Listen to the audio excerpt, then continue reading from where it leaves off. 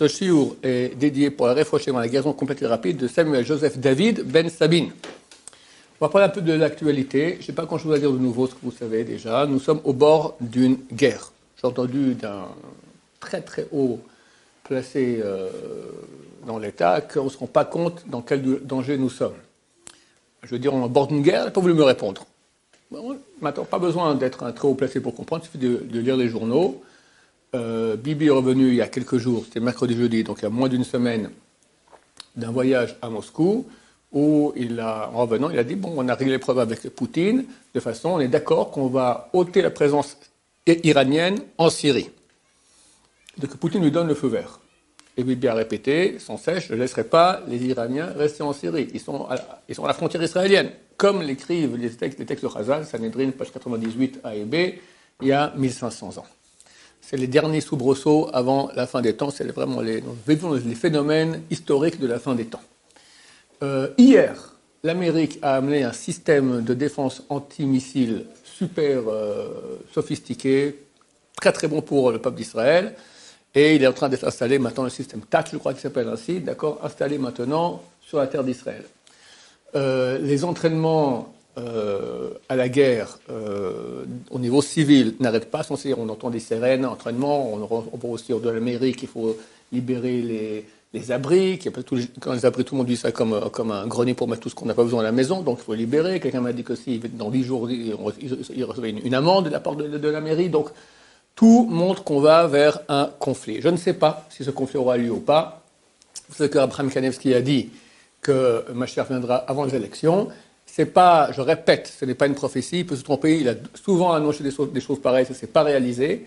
Son gendre, Rav Kodelski, a voulu beaucoup atténuer cela, il a dit non, il faut comprendre que mon beau-père, il attend Mashiach tous les jours, donc quand on va lui poser une question, quelqu'un est venu le voir, il lui a dit, voilà, dans 2-3 mois, c'est les élections, est-ce que ça vaut la peine que je devienne israélien? Comme ça, il y aura une voix en plus pour les religieux. Il lui a dit, laisse tomber, Mashiach sera là avant. Ça fait le tour du monde. Alors, le gendre, Rav Kodelski a dit, c'est parce que mon beau-père, lui, il attend Mashiach tous les jours. Tu lui parles d'une chose qui aura dans 2-3 mois, il dit, mais de quoi tu parles? Alors, dans 2-3 mois, Mashiach sera déjà là. Peut-être.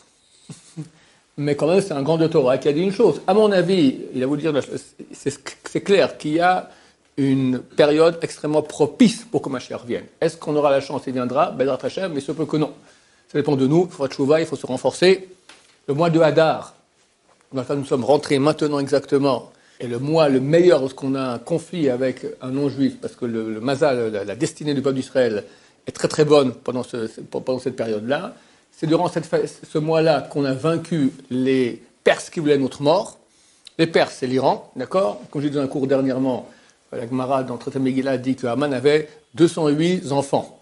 Donc les enfants ont fait des enfants. On a fait le calcul que si en Israël, les familles orthodoxes ont une moyenne de 7,2 enfants par famille. On a fait le calcul sur 140 ans, un couple, d'accord, ils ont 800 000 enfants. D'après cette moyenne-là, 800 000 enfants. Ça, c'est s'ils ont 7 enfants. S'ils ont 208 enfants, comme Haman, si en 140 ans, 7 enfants, ça fait 800 000 descendants, alors comment font 208 enfants sur 2500 ans? C'est plusieurs fois la terre entière. Donc il y a de fortes chances que beaucoup d'Iraniens sont en fait des descendants de Haman. Le Agagi, Agag c'est le nom du roi de Amalek, donc les Amalécites qui ont la haine d'Israël. Comme ils l'ont dit très souvent, la mission numéro 1 de la révolution islamique iranienne, l'anéantissement d'Israël, ce qui est complètement illogique, parce qu'on est très très éloigné, on a 2000 km entre les deux, on n'a aucun rapport. Entre 2000 et 1600, pourquoi je dis 1600? Parce que c'est écrit que lorsqu'on est sorti d'Égypte, alors Amalek est venu nous attaquer, mais de très très loin. Combien? C'est marqué 400 parsaot. 400 parsaot, c'est 1600 km. C'est à peu près la même distance. De nouveau aussi, on n'a aucun rapport avec eux, ils sont nous attaqués pour rien. Il nous a dit, vous n'oublierez pas, Shabbat prochain, on va lire Parashat Zachor, d'accord, ne pas oublier le mal que nous a fait Amalek, ils sont venus de loin pour nous anéantir. Donc il semblerait qu'il y ait un rapport, aussi eux viennent de loin, alors qu'il n'y a aucune raison logique, on leur a rien fait, on n'a pas pris leur pétrole, ni leur... Rien, on n'est pas concurrent avec eux, il n'y a aucune raison. Et donc on pense que c'est très très proche, qu'il faut faire tchouva, et que Bezrat Hashem, Mashiach viendra très bientôt. Il est écrit dans le traité, je vous l'ai déjà dit, mais je répète comme ça pour vous rafraîchir la mémoire, qu'à la fin des temps, il y aura une grande guerre entre Rome